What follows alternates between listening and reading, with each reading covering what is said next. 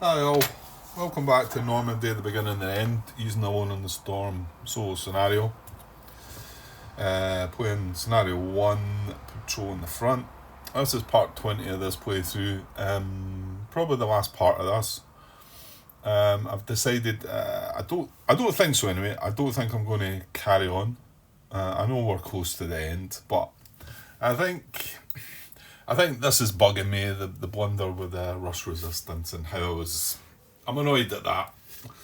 I should have just stuck with how it is written in the rules, And two guys have commented that they think it should be the other way, and I agree with them. So, and it makes a bit of a mess of the finish of this. I mean, I could just carry on with it like that, but I think we'll just put it down to what Mike has suggested to me, that it's just a learning scenario, and just put the scenario down as an active learning exercise and ignore the outcome. Now, I didn't think I was going to jump on and play in scenario 2, but I actually think I might give it a try and get it started. So, and the reason for that is I went through the rulebook again when I was at work. There's been a few days past because I've not really had the chance to record this, and I wanted to give this a bit of time. I'll probably put a comment in the header of this. There'll not be any gameplay on this. It's just talking about some of the things that have came up, a few comments that have been made, and and then probably just putting this to bed, and then off the next 2 or 3 days, and I would be able to do a little bit throughout that. So it might well be that I do set up scenario 2 and we'll give it a go. And I think the reason being, there's 2 or 3 things come to light that make some of the things that I've been baffled about a little bit clearer. Well, they're just some things that I think there's still going to be problems. And one of the other things I replied to Mike in his message to me was that I wish there was better support for the game. Not really getting any answers, really. Even I noticed his question out there was answered by, I think it was by the same guy that answered a couple of my questions, and he's not really answered it in the way that Mike was wanting an answer.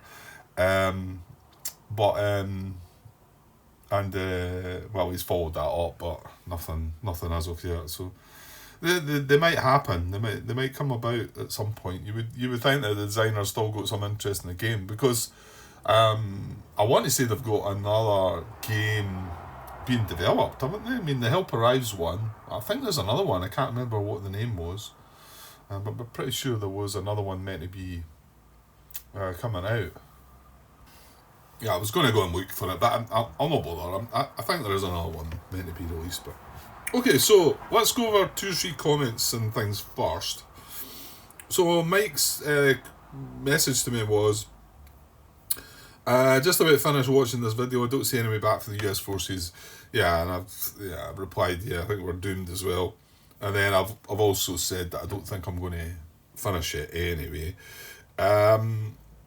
He does feel that it's a good system, highly intricate and full of subtleties. He says just what we want, and yes, I agree. Again, my answer was indeed, but I wish there was more support for the game, because we need questions answered, and if you're not getting the answers to these, it's you're just having to make up your own kind of mind on how to deal with it.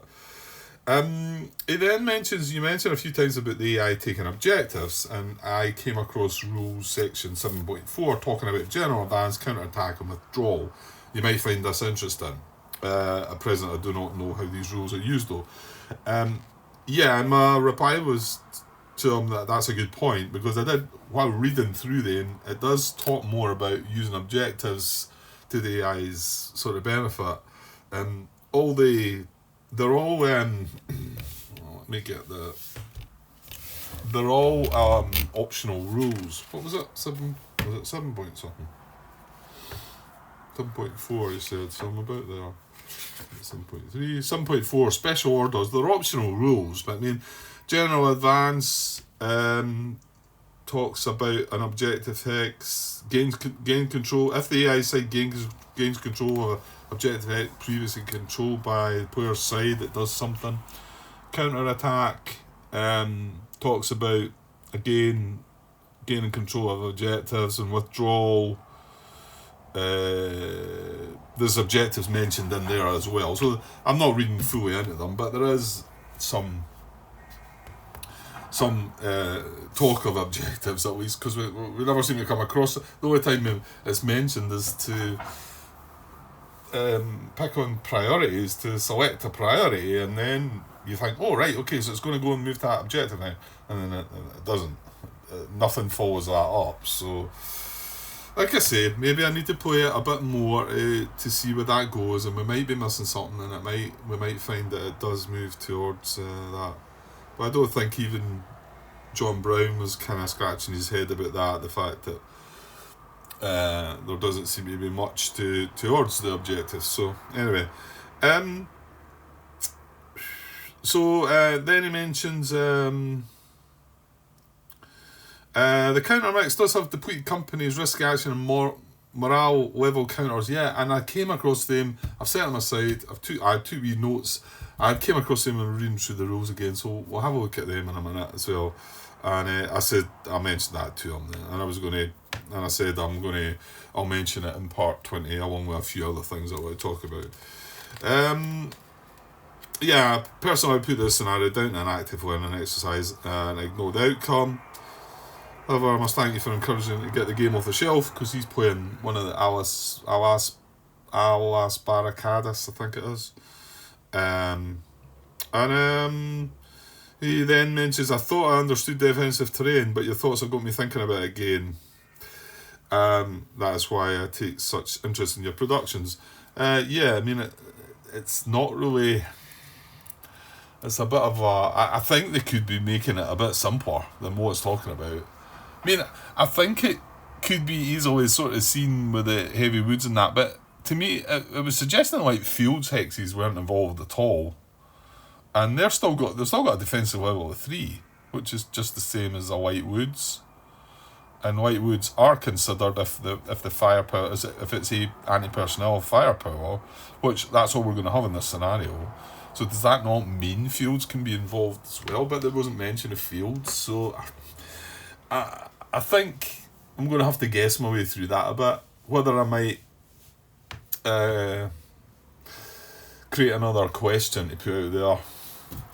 Unfortunately, not really getting answers. So if I do that, I'm going to have to expect that it's not going to happen. So yeah. So I replied that yeah, probably going to have to have guesses at how to go about it, I think. And that was pretty much it. A couple of other things about other things. So anyway, thanks for your message, Mike, and we'll see where this takes us. Hopefully we will move on to the scenario 2. I think I will do it. So right, what do I want? I've got a couple of comments. Yeah, so a couple of comments from John Brown. This is from part 16, 21 minute mark. He says the example for 9.12 is both a platoon elimination and the loss of the 4th, 5th and 6th steps. The company states that only one morale check is performed, so aggressive morale check is performed once each time any conditions are met. Yeah, my reply was I did get that answer back. I posted the question on BGG, that was on the Normandy page, and I did get that answer back. So we're all good with that, but it's good for John to have highlighted that there in the video, so that somebody else comes across it, they don't know I've got that answer in BGG. I'll probably talk about it in a follow-up part, but one point he brings up is pretty good. Although my reply to him is yes indeed, and I can totally see myself missing this one. This is 9.1.1.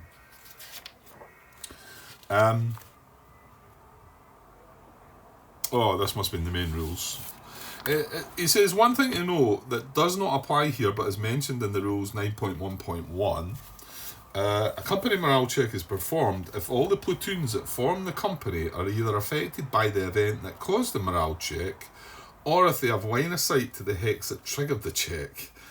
If that is not true, the morale check is only made by any individual platoons that meet one of those requirements. So I could easily see myself just missing that one, but maybe the fact he's mentioned that they are it might stick in my head a little bit, but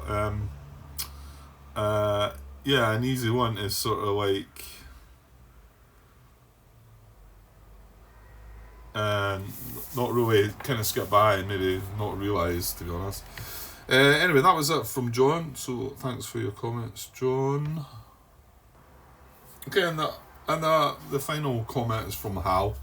This is in part 19, and I'm glad he's mentioned this. Although I think he's talking about something that I got caught with at first, but he's highlighted a bit that I think is going to answer the problem. He says, Grant, at an hour, you're moving through the AITS 4L chart on advanced and defensive movement and trying to select a target. This is this chart here. I can't remember it exactly, but yeah, we were trying to select a target, so we're moving through this, and we get to here, select a target. So what it says is, if there is no target, as per the target instructions under the advanced movement notes. Now I couldn't really find anything that was what he was meaning there under the notes. I mean, there's notes across there. But that doesn't really bring up what he's. So I'm not quite sure what he's meaning by that bit there. But anyway, he says, as per the target instructions under the advanced movement notes, you can see another red line above the select target box, and this is this red line here. So that branches to the right, which also says no. I think you follow that branch since there is no target to select. Well, unfortunately, if it is this line that you're talking about, Hal, I made the mistake of following this the very first time I've used this chart, and John Brown had to step in and say that I was swimming against the arrows, which I am, because this red line, I mean, I thought the same as what you're saying. If I can't go there, I can go along there. Well, no, this is coming from this box. This is, you're asking this question here, you're coming from it from here. Move to another hex with block line of sight, or where it can't receive an attack with MFF. No, and then that brings you to select a target. So you don't go along that one to there, as John pointed out. However, what you did bring to my attention was this little black line up here. I mean, it could be that you're meaning this. It could be that you're meaning that. It's just the fact you say the red line above select target that goes to the right. So I'm thinking you're meaning, which is the one I got caught with at first. But it's not, because that red line's coming the other way. But this could well have been what I needed to do, because I couldn't find a target and I didn't know what to do. And then I had a little glance at that. Offensive mode rush greater than 0. Well, no, because we were in the resistance. That would be a no. And then you come along here, may perform attack. Well, it's not going to go to that one. Place reaction marker. So I think I want to say that's what we ended up doing with these. Or was it these, I think? Because I couldn't sort of find any order for them, because I couldn't find a target for them. Well, that looks like that would have got me to that place. So good. I mean, we just chucked reaction markers on them because I didn't really know what to do. But so I'm glad you mentioned that. Like I say, if you are meaning that, then fair enough. I think you're spot on. If you were meaning that, then you brought that to attention. So all good, whatever way you look at it. Yeah, that was it regarding the comments, right? So let me just give me a second. Right, so yeah, so I've got some notes that I wrote down here when I was reading through the rules again. So first of all, reduce morale markers. Now, we've got these. We have these. There's a 1. Oops.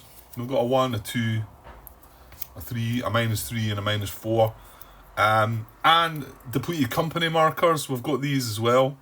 I don't know if that's focusing very well or not. And this was thing Mike mentioned as well, but I had actually come across them before it was just they happened to mention it at the same time. So these could be, I dare say you could put them on the map, but what you could actually do is put them on the headquarters chart. You know, if it's because it was for if it was for this company here and their morale was -3, I could put that and then adjust it accordingly. And same with the depleted company, you could put them up as well. I dare say you could put them on the map, but it's probably better, rather than cutting the map up, using them across here and making the most of this. One thing that I wondered about, and I don't know if they might be here or not, but I think this is, remember there's some of these we've got that were from Kickstarter, and apparently I have got them and I didn't think I had, but they're not on here, so you'd be a bit. It'd be a bit unfortunate if you ended up with one of them because you wouldn't be able to use this, unless they are somewhere. Or is it possible they might be on files on BGG that you could print them out, the extra ones maybe? That would be good if you could do that, and then at least you've got them, because this could be quite handy to stop clutter from there. Oh yeah, and I forgot about one other thing Hal had mentioned, which sounded like a great idea. Might as well just mention that while we're here, is why not use different coloured cubes to mark finished? And I thought, yeah, why didn't I think about that? That's a good idea. Obviously, I've got these green markers saying that these are US control, but I think what I would... well, I don't know. You've got different coloured cubes, but let's just say we're using those green cubes to mark finished on for the US, then I could just put that there, and it doesn't fully cover everything up. I know it still clutters it up a little bit, but it's not got a finish marker on top, you know. It's a bit better. I mean, I dare say, look, if I've got on that, what can I see? Is it that much more useful? Don't know. It's a pretty good idea. Rather, I think what is the finish markers just make it look a bit dull. It makes it look bad. And sorry, I'm losing the whole point of that. I'm gonna because the point of having green ones for the US and maybe blue ones for the Germans is that you can clearly see, rather than have just finish markers. You're like, right, is that German or is it American? That's the main purpose of it, really, isn't it? So that's a pretty good idea. So I think I would use that. Like I say, we'd maybe have to change up how we've been using. I've got green ones, blue ones. I think there's red, some yellow ones. I could work out something to do that. But anyway, that was a good idea, Hal. I thought that was quite useful. Okay, so reducing morale markers, depleted company markers. Talked about that. Modifiers to last turn / penultimate turn. Yeah, I forgot about this because we were actually on the penultimate turn, right? And when you're checking rush resistance, right, I'm not finding it. It must be on one of these. It's not there.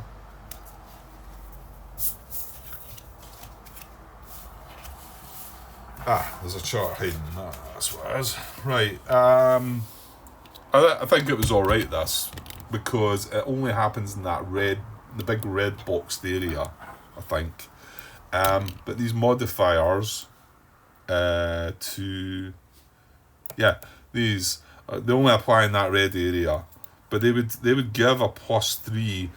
I think they just once you worked out the actual rush or resistance number, you would just add 3 to it if it was in that red area, if the result was in that red area. So if we ended up with a 4, then you would add 3 to it if it was a last turn. Well, it wasn't the last turn we were on, it was a penultimate turn. So let's just say we ended up with 4, rush 4, then they would add 2 to it. Or if it was just resistance 4, well, the resistance is down here, they would add 2 to that as well. So I didn't mention it, but I think, did we not?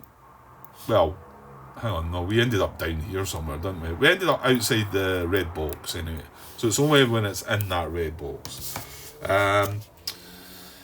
Okay, yeah, just some things that came up. Activity level markers. Now, I was only taking 3 activity level markers. We've not had any issues with that. I was only taking 3 because we had 3 companies, 3 German companies. But if any of the platoons become out of command, you would need a separate activity level marker for them. So I should really take the amount that I'm given. Like with resistance 6, I would get 3 highs. I would also get 6 mediums. So although I took 3 highs, I mean, you could remember what they were. I suppose as long as you've got a note of what the resistance level is, you know that you've got access to 6 mediums I'm not going to need 6 mediums. You're not going to have that many companies, platoons that go out of command, are you? But anyway, it was just something that maybe I hadn't really considered, was that if we did have companies going out of command, then they need to be given a different activity level marker as well. So that was it. 2 actions marker, page 8. Yeah, okay, this was also mentioned, I think, by Hal actually as well. In fact, I think he referenced this bit in the rules, and I think this was I think I read this the first time. Anyway, when I'd done it, on page 8 it says 2 actions marker, page 8. Is it on page 8? Yes, it is. It's here. And it explained me. It was because I was like, do you roll for the 2 actions marker before you carry out an action? And I remember the first time I was doing it, I waited until we'd done an action. And it does make it clear if you read this. Again, I don't really think it matters, but the first time an AI force with a high activity level is activated, perform a morale check.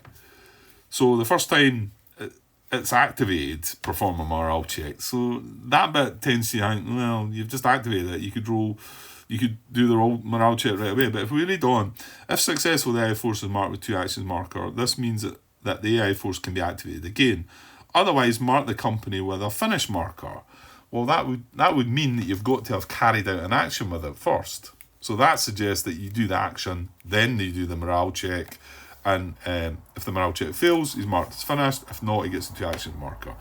And it says the second time in that same turn that an AI force with a high activity level mark is activated, the 2 actions marker is removed, and the company is marked with a finish marker once it has performed its actions as usual. So again, it's got to carry out the action before we then remove the 2 actions marker. But in other words, an AI force with a high activity level marker can be activated twice in the same turn using a 2 actions marker between both activations as a reminder that it may be activated the second time.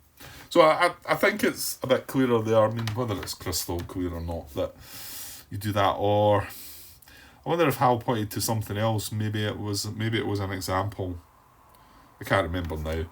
I've not seen at any point where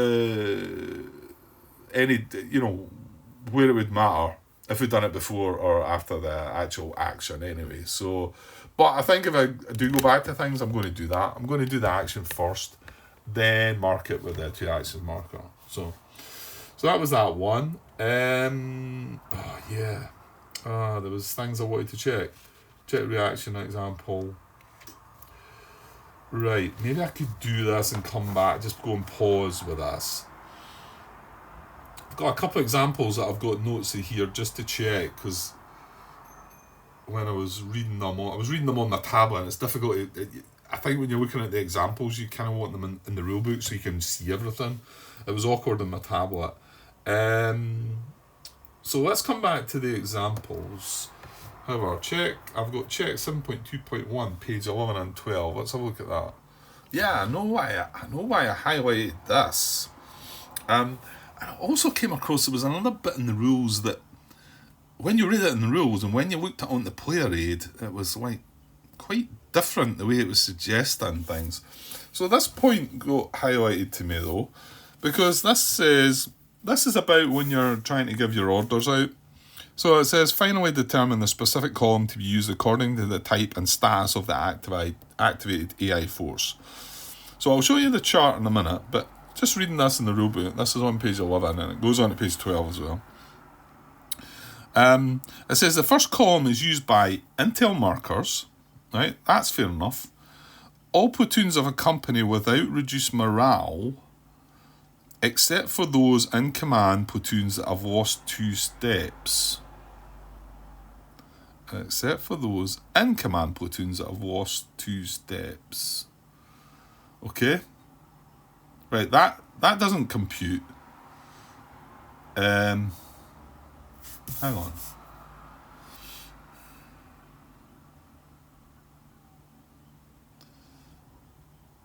Yeah, because it's talking about in command platoons that have lost 2 steps. Right, okay. Yeah, that doesn't make sense with things. And then the last one is out of communication platoons with no losses, right? Let's just take that first one on board here. This is the first column, right? And let's hang on a second. Yeah, that's right. I was getting myself a bit confused there. So this is regarding the first column. So let's just look at what it goes. Now I'll turn the chart sideways because it's that bit that we want to. Well, can I not? I could do the having that open so I can read what it says. So this is the chart, right? And there's the first column. As we zoomed in on it there. So just looking down at the rulebook again, what we just read, the first column is used by Intel markers. Right, that's fair enough. The second one, it says all platoons of a company without reduced morale. Fair enough, that says full morale companies, except for those in command platoons that have lost 2 steps. Right? And let's just look at 2 and 3 here as well, because there's only 3. There's 9 boxes in total here, but there's 3, 3, and 3, and they're all for high, medium, and they don't change. So there's the first one. Intel markers, full morale companies, platoons without losses, right?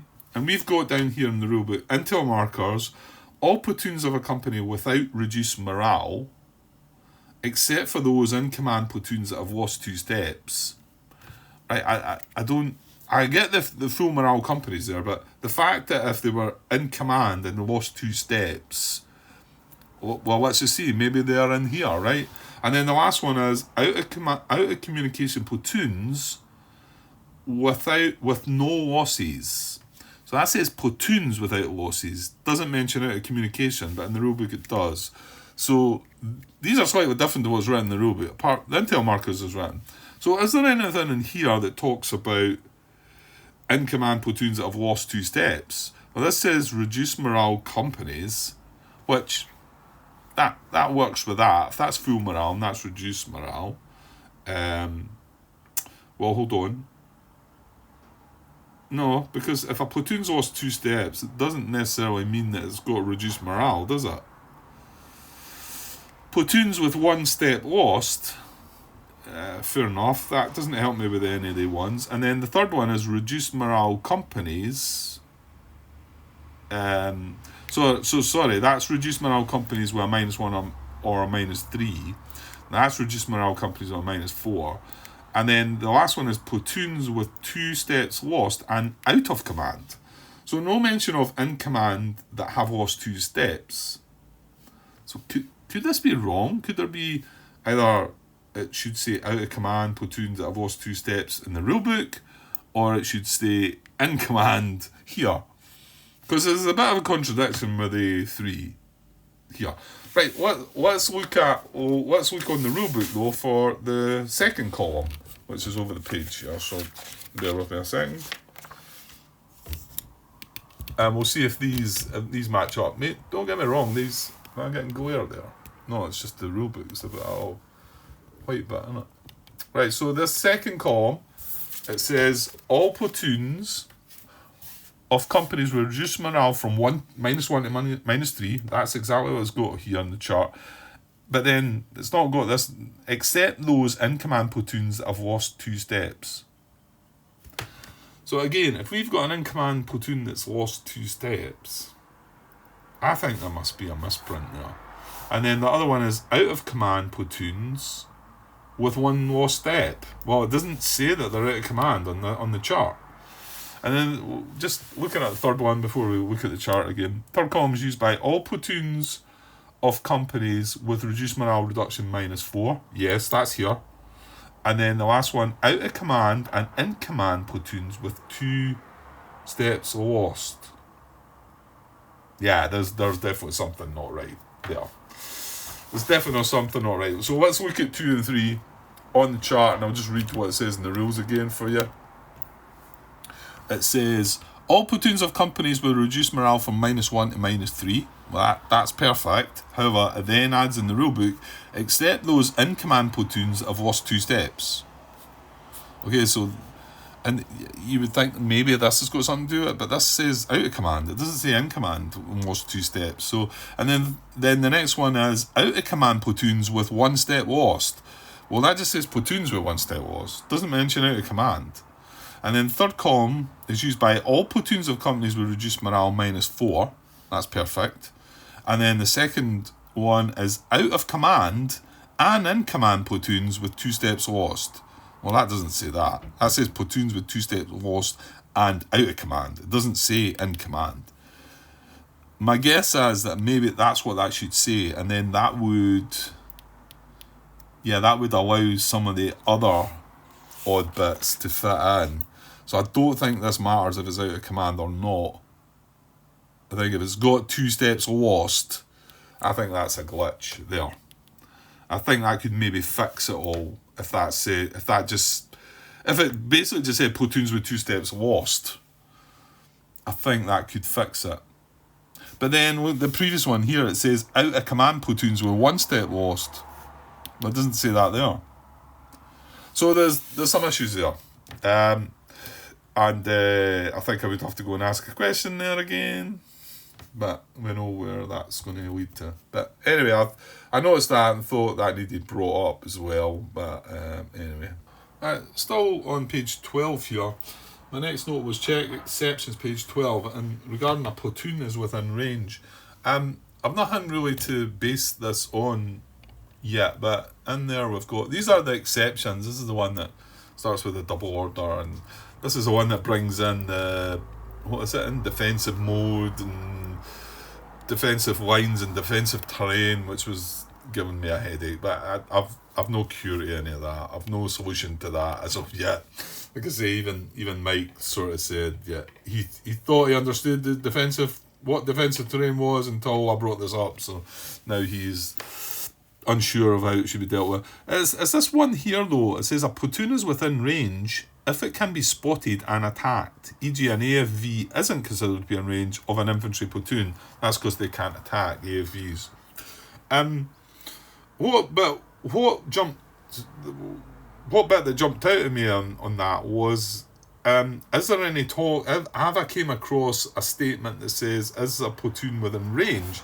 And in particular, coming back to this and the orders for this, well, see, that's not talk of range though, Grant, is it? Not on this one. That just says up to 3 hexes to a player platoon. You know? Platoons in spotting range. So I want to say that means a platoon is within range if it can be spotted and attacked. So I think that's what that means there. Platoons in spotting range and can be attacked, placed at greater 4 hexes. I don't know though. I don't know. It says a platoon is within range. That says out of spotting range. I think the reason it jumped out is because I was worried that I might have been looking at a statement that says is a platoon in range, you know? Is it in range? And it might have been in range, and it needs to be in range and also be able to attacked. So, it was just to highlight that fact, I think. Right, and this is a big one. Let's go on page 13. That's right, yeah. And then I mentioned this because I asked this question on BGG, and Mike made a comment on it. He tried to suggest something. Hal also came in and talked about, well, Hal actually got it kind of right, because it was my issue with it's not on that chart. What flow chart is it? It's that flow chart. Yeah, it's the attack one. So this, actually, is that what that is? No, it's not. No, it's a different one. Right.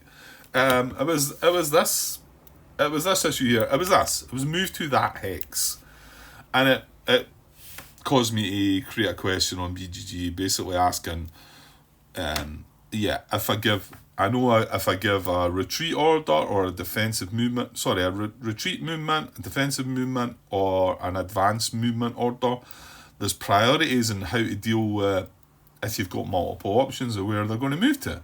There's priorities to follow. And but there's nothing to say there's a priority here. So I popped the question BGG. I think it was just Mike and Hal that made comments. Mike, I'm not quite sure. I can't remember what he said was. He was pointing me to the sort of common sense rule at one bit, which I cringed at. Not from your suggestion, Mike, but how I don't like to be doing that if I don't have to. Well, I don't like to be doing it full stop, but I felt like that shouldn't have been necessary in this case, because why have priorities for defensive movement, advanced movement and retreat movement, and not have it just for moving to a specific hex? Because this move to that hex there could be different hexes, surely. Yeah. So anyway, Hal's comment was that he felt that there was priorities when defensive and advanced movement, and maybe they should be used. And I had looked at that, yes. I had looked at that option, but then I thought, well, which one? Is it defensive? Is it advanced? Right now what we're doing, I don't know. This is just an attack order flow diagram. So anyway, while looking through the rulebook, I came across this on page 13, and it's right there in the middle. When the flow chart gives movement orders towards a specific hex, use either defensive/advanced movement rules depending on the distance from the target to any player platoons. So there you go. I mean, Hal was on the right kind of lines. He was talking about using these, but again, so it's either going to use defensive or advanced movement priorities based on the distance from the target to any player platoons. Now, I've still not looked into that. Hal made some comment on that, but I've still not looked at how that is taken into account. I mean, it just says the distance from the target to any player platoons. So I don't know if it means if they're closer we would use defensive, if they're further away we would use advanced movement. I'm not sure, but I'm sure I'll find the right way to do that. It's just it's not really relevant to what I'm doing at the moment, so I'll come back to that bit. But that's where it tells you. So I was like, right, it's right there. It is in the rules, so I'm glad. This was one that was really bothering me, but it is in the rules. It's in the rule book. So there's a way to deal with that. So good stuff. Right, example page 13. Okay, this one's from the main rules. I've actually got a note saying it's page 47. This is page 45. So also tells me that this rule book is different to the one I was reading on the tablet, the PDF version. However, it is under 27.1 battle stress, so that is the rule. It was just to bring up this chart. There, it's there. I'd never read this far into the rules, to be honest. And that was a chart that I was saying, okay, it looks like something you could use for morale, but then it's got, what has it got? I can't even read that. God, I can't read it. It's too wee. Right, I'll read it on the chart. Oh, it's in Spanish, that's why. Right, it's got a Spanish side and another side. Yeah, shaken and route. So that should be shaken. That's why I can't read it, because it's in Spanish. And that says route down there. But then I thought, when I was looking at it, I thought, shaken? I thought, I've never heard anything about shaken. And then this is a battalion morale chart. Well, it does have a use, and it's in this. So, whether these rules are...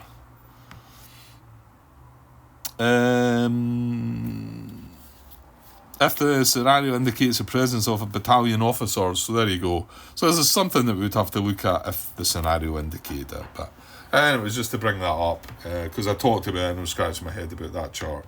So that's what that's for. Right, there's 2 or 3 examples that I've got noted down here to have a look through. And I think some things are going to jump out at me, and it's things I wanted to talk about. So let me just pause and look through them, and we'll maybe discuss what it is that's being said.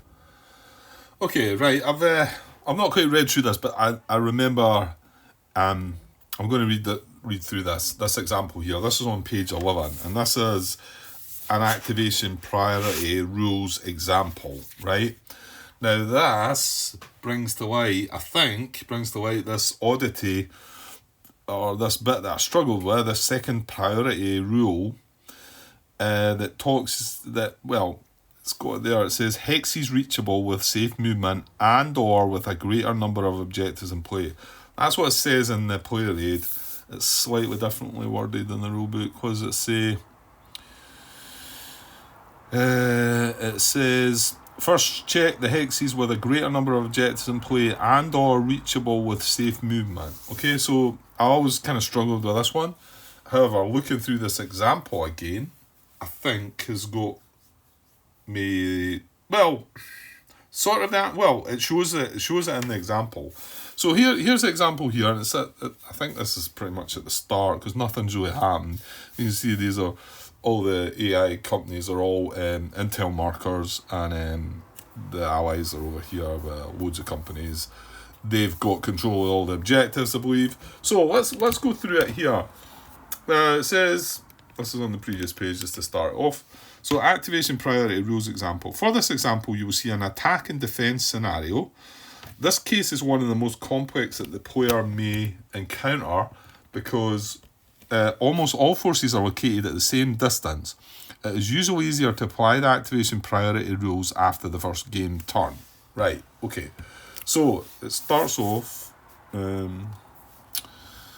So the AI side wins the initiative and has to activate their first force. So this is to prioritize which force they're going to activate.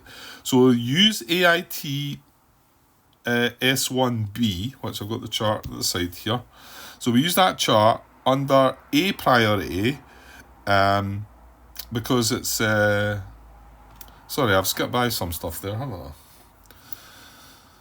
Yeah, sorry.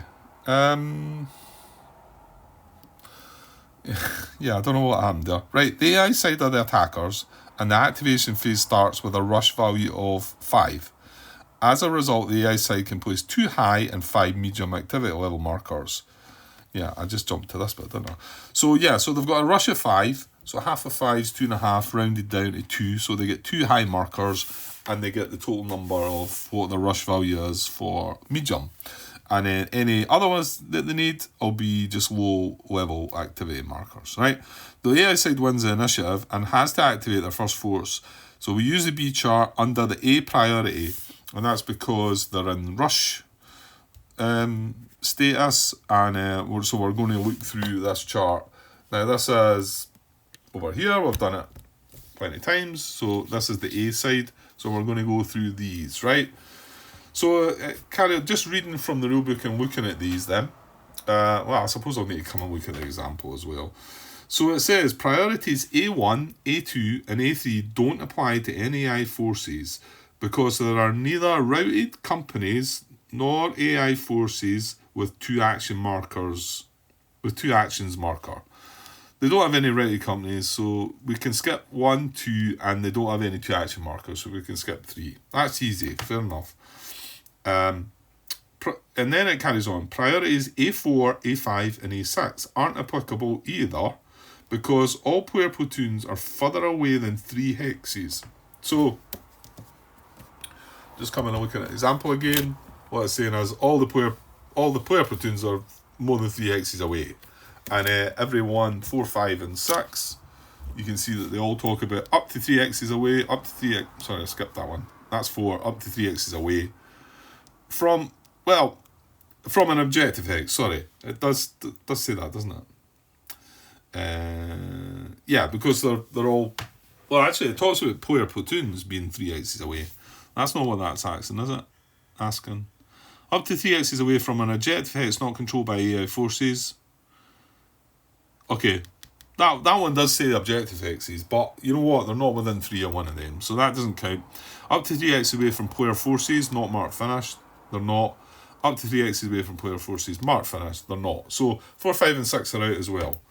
So carrying on. Priority A7 also doesn't apply since there are no objectives uncontrolled by the AI. That's what that says. AI forces closest to an objective hex not controlled by the AI's side. Hold on.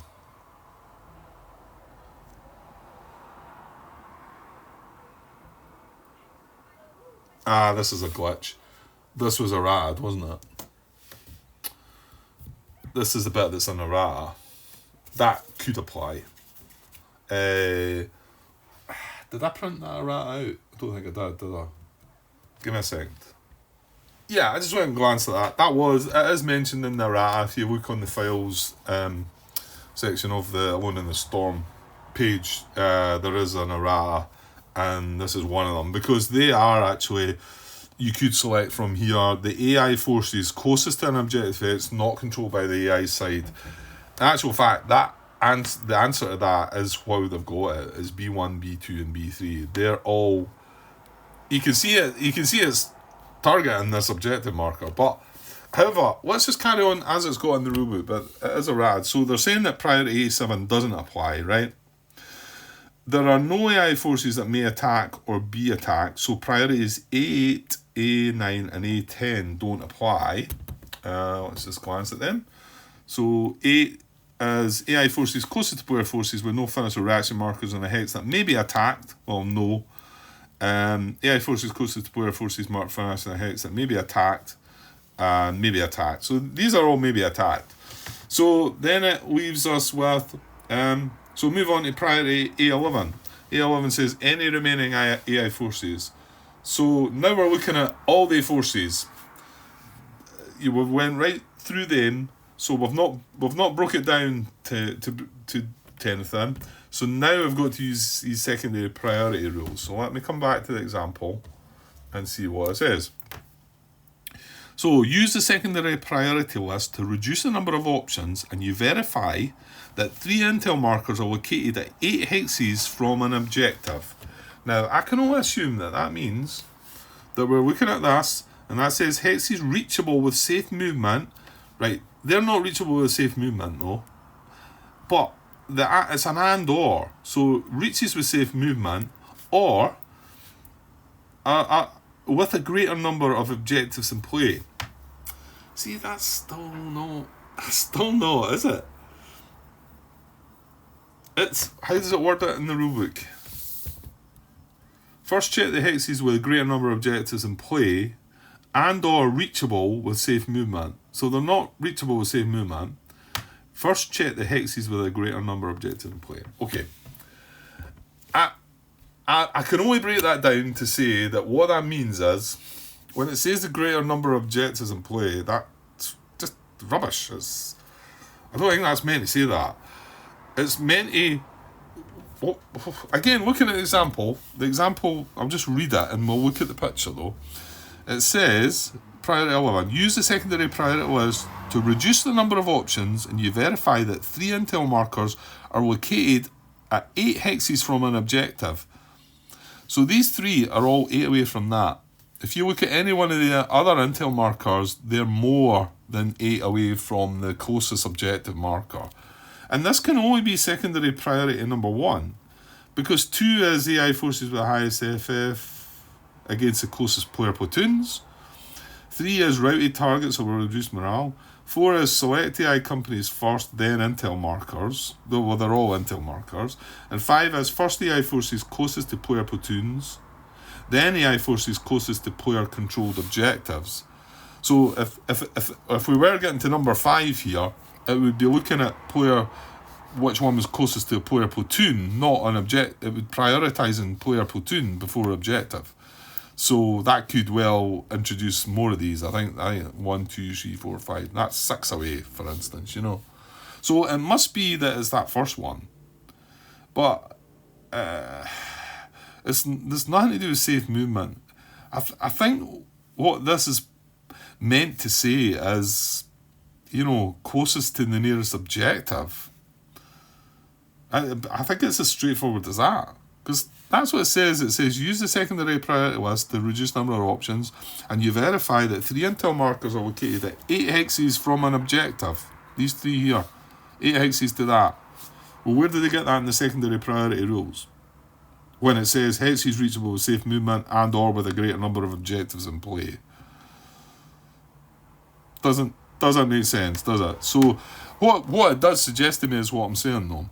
That it should be saying pick the priority should be the one that's closest to an objective. Which, yeah. And it finishes off, it says, as several markers meet the same priority rule, these 3, and all 3 of them are intel markers. If you remember, we were just looking at Priority 4 is select AI companies first, then Intel markers. So they're all the same, so we can't break that down. And all of them allow the activation of one support marker. Right, this confuses me a bit, and I think what that means is the coordination thing. I'm not quite sure about that bit, to be honest. But I mean, if we're using A11 here, it was only doing one coordination, so I'm not quite sure about that, allowing one support marker. So it then carries on. You must use it random. So it's just a random choice. Does that not? Yeah, it just brings us to here. It brings you right through all these options.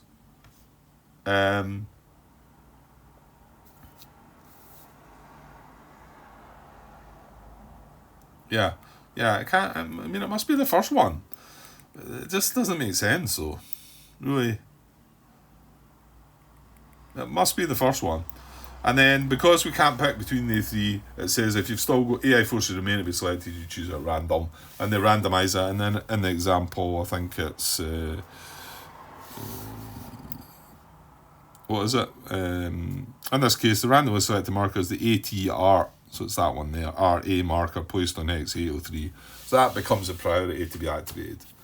But that example, it must be talking about the secondary priority number 1. But hex is reachable with safe movement and or with a greater number of objectives in play does not add up to that. And even in the rulebook, first check the hexes with a greater number of objectives in play and or reachable with safe movement. That doesn't compute either, so. But I think that's what it's meaning. So anyway. Okay, I kind of think that's all. There's a couple other examples to look at there, but it was just for my own sort of, viewing to see. Although I do have highlighted, check the AI activation and orders example on pages 14 and 15, and this is a big one on the glare on pages 14 and 15 that goes through everything. I've looked through this a few times. I don't think it would do me any harm going through this again, but I'm not going to read it through the now, and because I don't think there's not anything going to jump out at me and say, right. Well, you know what, there might be, but I think we've got to 50 odd minutes of this, and we're probably what I'll do is hopefully have a read at that before we decide if we're going to carry on with scenario 2. I mean, it's on the back of that, isn't it? I think I glanced at it already, isn't it? Scenario length 8. I mean, at least we're not going to blunder. Is there objectives in this one again? Maybe not. I don't think there is. Special rules. Yeah, special rules. Yeah, it doesn't look like there is objectives in this next one. So all we're going to be doing is counting victory points, so that will be step losses. So it's just meant to take control of things, but does that mean they're objectives? No.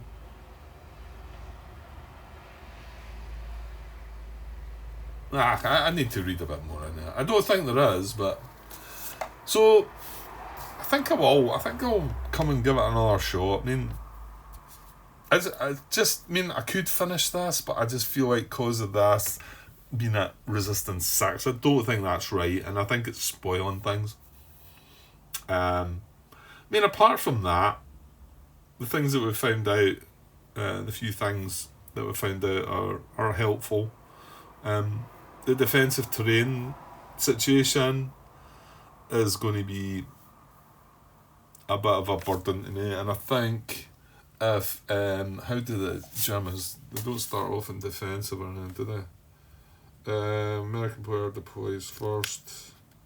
Americans are caught by surprise. That's the first 3 turns. The Allies are treated as green troops. Oh dear.